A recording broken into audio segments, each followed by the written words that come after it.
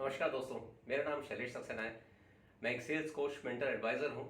ये चैनल आप जैसे सेल्स प्रोफेशनल्स के लिए है जो कुछ नया सीखना चाहते हैं। आज का टॉपिक जो है बहुत रेलेवेंट है, हम सबको, पूरी दुनिया को इम्पैक्ट किया है, जिसके बारे में हम लोग रोज अखबारों में पढ़ते हैं। पैंडेमिक, कोरोना वायरस, कोविड-19 और हर तरह से इसने अपनी हमारी सबकी लाइफ को इम्पैक्ट किया है और उतना ही एक सेल्स प्रोफेशन की लाइफ को इम्पैक्ट किया है। और आज के ब्लॉग में मैं ये बात करना चाहूँगा कि कैसे हम इस महामारी को एक अपॉर्चुनिटी की तरह हम देख सकते हैं अपने प्रोफेशंस में, और किस तरह से हम अपने आप को तैयार कर सकते हैं एक एक एक अच्छे करियर के लिए, अच्छे फ्यूचर के लिए। इससे पहले कि हमें जाने कि सेल्स प्रोफेशनल्स को क्या करना चाहिए, ये थोड़ा जानने की कोशिश करते हैं कि आजकल बायर्स क्या कर रहे हैं, बायर्स किस तरह से देख रहे हैं, इस नए सिनेरियो में कैसे खरीद रहे हैं। तो सबसे पहले बहुत बहुत ऑब्वियस आप देख रहे हैं कि जो डिजिटल इंटरेक्शन हैं बहुत ज़्यादा बढ़ते जा रहे हैं, ऑलमोस्ट 2 से 3 गुना बढ़ गए हैं पिछले 1 साल में। सब बायर्स ऑनलाइन जाके वैल्यूएशन कर रहे हैं। जो लाइव चैट्स है या आपका इंटरेक्शंस सारे हो रहे हैं, ऑलमोस्ट 70% इंटरेक्शंस बढ़े हैं। नंबर 1 चैनल ऑफ कम्युनिकेशन हो गया है आपके ऑनलाइन प्लेटफॉर्म्स, जो जिसके थ्रू आप चैट्स करते हैं और अपना इवैल्यूएशन करते हैं।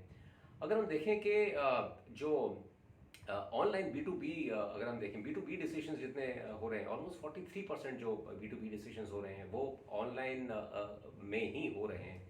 तो ऐसा नहीं है कि सिर्फ लोग इवैल्यूएट करने के लिए बी टू बी ये सब चैनल्स का इस्तेमाल करते हैं और फाइनली बैठ के ये सब कर रहे हैं। एंड टू एंड जो सेल साइकिल है वो सब ऑनलाइन के थ्रू चल रही है और लोग खरीद रहे हैं और ये बढ़ते जा रहा है ये ट्रेंड। अगर आप एक सर्वे के अनुसार, और ये मैंने ये सारे जो मैं आपके साथ में शेयर कर रहा हूँ आज, ये बहुत सारी जो स्टडीज़ हैं, मैकेंजी हैं, गार्टनर हैं, इन्होंने जो स्टडीज़ की हैं अलग अलग सी आई ओज़, सी एक्स ओज़, प्रोक्योरमेंट हेड्स के साथ में, इन सब का निचोड़ है जो आज आपके सामने मैं प्रेजेंट कर रहा हूँ। जो फेस टू फेस इंट्रैक्शन है, एक टिपिकल सप्लायर का आज की तारीख में 17% रह गया है। अपने अपने जो सप्लायर के साथ में बैठ के बातें करता है वो बहुत ज़्यादा कम हो गया है। अगर आप देखें कि एक सर्वे के अनुसार अगेन ऑलमोस्ट 75% जो बायर्स हैं वो बोलते हैं कि अगर हमें $50,000 की परचेज करनी है तो उसके लिए हमें मिलने की ज़रूरत नहीं है, हम सब कुछ ऑनलाइन कर लेंगे, अपना सारा इवैल्यूएशन ऑनलाइन कर लेंगे, लाइव चैट्स के थ्रू, कॉन्फ्रेंसेस के थ्रू, एट्सेट्रा एट्सेट्रा। इसके अलावा ऐसा नहीं है कि ये जो पैंडेमिक का जो फिनोमेना हम देख रहे हैं कि ये अभी 1-2 साल के लिए है, उसके बाद में जब ये सबको वैक्सीन लग जाएंगे सब कुछ ठीक हो जाएगा, उसके बाद में सब कुछ स्थिति पुराने ढर्रे पे आ जाएगी, ऐसा नहीं है। ऑलमोस्ट 75% बायर्स बोलते हैं कि भाई ये जब ख़त्म होगा उसके 1 साल बाद तक हम ये चाहेंगे कि इसको एटलीस्ट ये कंटिन्यू रहे, उसके बाद का क्या हमें पता नहीं। लेकिन हमें ये चीज़ काफ़ी स्ट्रेट फॉरवर्ड, काफ़ी सहूलियत है, काफ़ी कन्वीनियंट है हमारे लिए और काफ़ी प्रोडक्टिव है हमारे लिए एज अ बाइंग प्रोसेस, और हम इसको कंटिन्यू करना चाहेंगे। तो एक एक एक बहुत बड़ा जो ये एक डिजिटल डिवाइड जैसा बनता जा रहा है, जो सेल्स प्रोफेशनल्स को बहुत ज़्यादा इम्पैक्ट कर रहा है और आगे बहुत ज़्यादा करेगा। वो सेल्स प्रोफेशनल्स जिनको ये सारे चैनल्स को यूटिलाइज करना, कैसे यूज़ करते हैं, उनके बारे में अच्छी जानकारी है, वो अच्छी तरह से अडॉप्ट कर रहे हैं। और वो लोग जो नहीं कर पा रहे हैं, जो रेजिस्ट कर रहे हैं, जो सोच रहे हैं कि नहीं अभी ये कुछ टाइम की बात है, बाद में सब ठीक हो जाएगा, ऐसा नहीं है। तो कोशिश करिए कि आप बहुत जितना जल्दी इस चीज़ को अडॉप्ट करें, जितनी जल्दी सीखें, उतना ही आपके लिए फ़ायदेमंद होगा। अब हम देखते हैं कि सेल्स प्रोफेशनल्स हमें और क्या करना चाहिए, और ये डिजिटल के ऊपर मैं थोड़ी देर में और थोड़ा बात करूंगा। पहली बात, हमें अपने जो कस्टमर बेस है उसको हमें दोबारा से एक रीप्रोफाइलिंग हमें करने की ज़रूरत है कि जो इंडस्ट्रीज, जो कस्टमर्स, अगर हम देखें कि रियल एस्टेट है या आपका हॉस्पिटैलिटी है, ट्रैवल ट्रांसपोर्टेशन, एयरलाइंस, ये सब इंडस्ट्रीज़ में बहुत ज़्यादा इम्पैक्ट आया है पिछले 1-1.5 साल में। ये अभी अपने सिर्फ सर्वाइवल पे ध्यान दे रहे हैं कि हाँ किसी तरह ये समय निकाल लें और बाद में हम देखेंगे। तो यहाँ पे बहुत ज़्यादा इन्वेस्टमेंट्स, फ्रेश इन्वेस्टमेंट्स डेफिनेटली नहीं होने वाले हैं। बशर्ते कई और इंडस्ट्रीज़ हैं, जैसे ऑनलाइन ई कॉमर्स के कई कई कई इंडस्ट्रीज़ हैं, आपके फार्मास्यूटिकल इंडस्ट्रीज़ हैं, कुछ एक हेल्थ केयर के कुछ पॉकेट्स हैं जहाँ पे बिजनेसेस काफ़ी बड़ा है। फोकस करने की कोशिश करिए उन इंडस्ट्रीज़ के ऊपर जो आपको शायद फ्रेश बिजनेस काफ़ी बेहतर दे पाएँ। दूसरी चीज़ आपकी जो मैसेजिंग है, जो आप जिस तरह से आप अपने कस्टमर्स को मैसेज देते हैं कि हाँ आप हमारा प्रोडक्ट इसलिए खरीदिए, वो मैसेजिंग को आपको दोबारा से अपने अपने मैनेजर्स के साथ में बैठ के उसको दोबारा से इवैल्यूएट करिए कि मैं यही मैसेजेस जो मैं 2019 में दे रहा था वो आज भी दे रहा हूँ, तो वो ठीक है कि नहीं है। क्योंकि जो कस्टमर्स देख रहे हैं आज की तारीख में, वो ये नहीं देख रहे हैं कि आपके बिजनेस को यहाँ से यहाँ कितना जल्दी पहुँचा सकते हैं। उनकी प्रायोरिटीज़ पहले हेल्थ है, हेल्थ के बाद में बिजनेस कंटिन्यूटी है। वो देख रहे हैं कि किस तरह से मैं अपने लॉसेस मिनिमाइज करूं, किस तरह से जो मार्केट अपॉर्चुनिटीज़ हैं उसको मैं टैप कर सकूं बहुत जल्दी। फ्लेक्सिबिलिटी बहुत बड़ी की है आज की तारीख में, फ्लेक्सिबिलिटी ऑफ टर्म्स। क्या मैं अपने कस्टमर्स को आसान बना रहा हूँ मेरे से बिजनेस इंटरेक्ट करने के लिए, कि हाँ ठीक है कल को दो महीने बाद लॉकडाउन फेज 3 वेव 3 आ जाती है, तो मैं आपके लिए ये एक अपनी इन्वेंट्री को होल्ड बैक कर सकता हूँ, या मैं अपने पेमेंट टर्म्स को डिफर कर सकता हूँ, या मैं आपके डिलीवरी शेड्यूल्स को ऊपर नीचे कर सकता हूँ डिपेंडिंग ऑन योर रिक्वायरमेंट्स।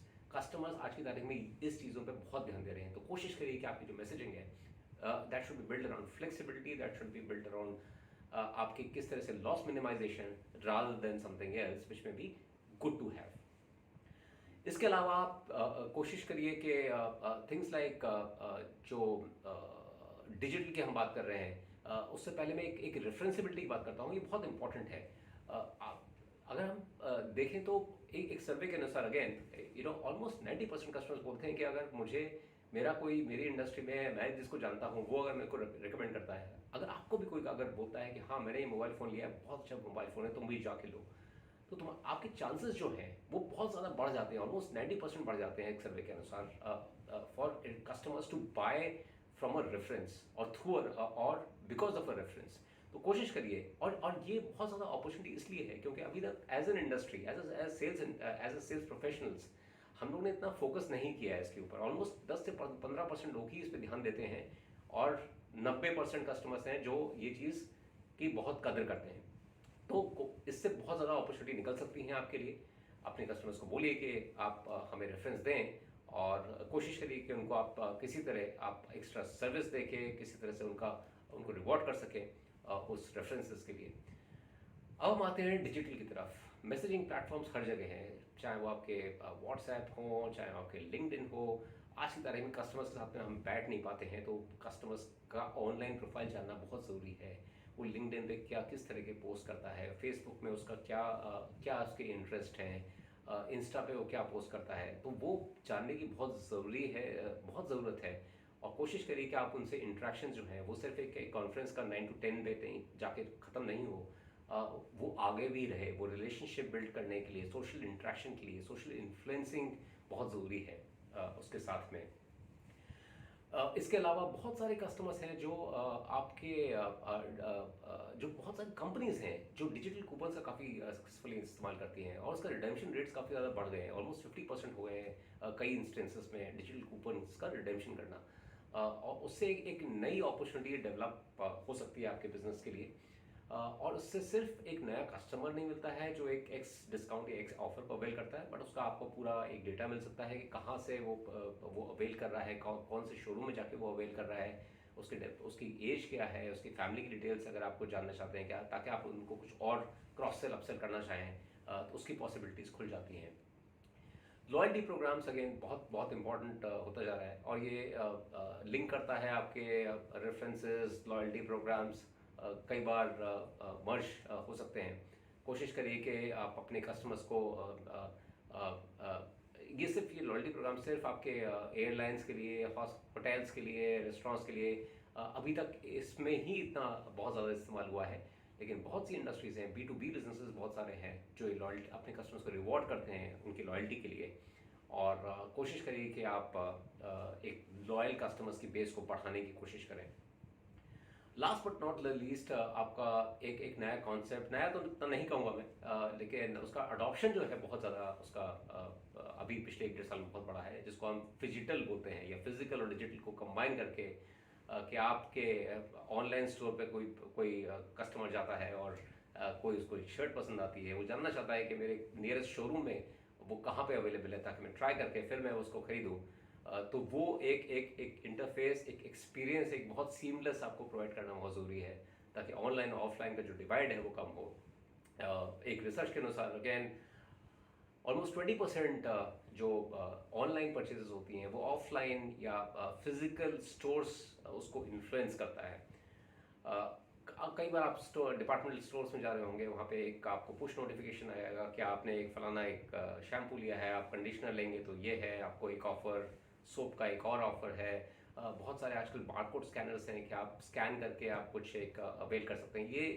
ये सारे एग्जाम्पल हैं एक फिजिटल कन्वर्जेंस एक जो होता जा रहा है। एक दूसरा टर्म इसके लिए ऑमनी चैनल का भी इस्तेमाल करते हैं, मल्टी चैनल कि कस्टमर्स हर तरह से अगर मेरे से इंटरेक्ट कर रहे हैं, अगर मैं एक शॉपर स्टॉप हूँ या रिलायंस डिजिटल हूँ, तो मेरे साथ मेरे सारे interactions it should be very seamless, ताकि मैं जानूँ कि मेरा कस्टमर कौन है, वो वही सर्विसेज या फैसिलिटीज़ अवेल करें, चाहे वो लॉयल्टी बोनसेस हो, चाहे वो कस्टमर सर्विस हो, एट्सेट्रा एट्सेट्रा। आशा करता हूँ कि ये ब्लॉग आप लोगों के लिए यूज़फुल रहा होगा। ऐसे ही और किसी टॉपिक पे आप जानना चाहते हैं तो प्लीज़ कमेंट्स में डालिए, और मैं ऐसे ही ब्लॉग्स लाता रहूँगा आपके लिए। और for now goodbye and take care.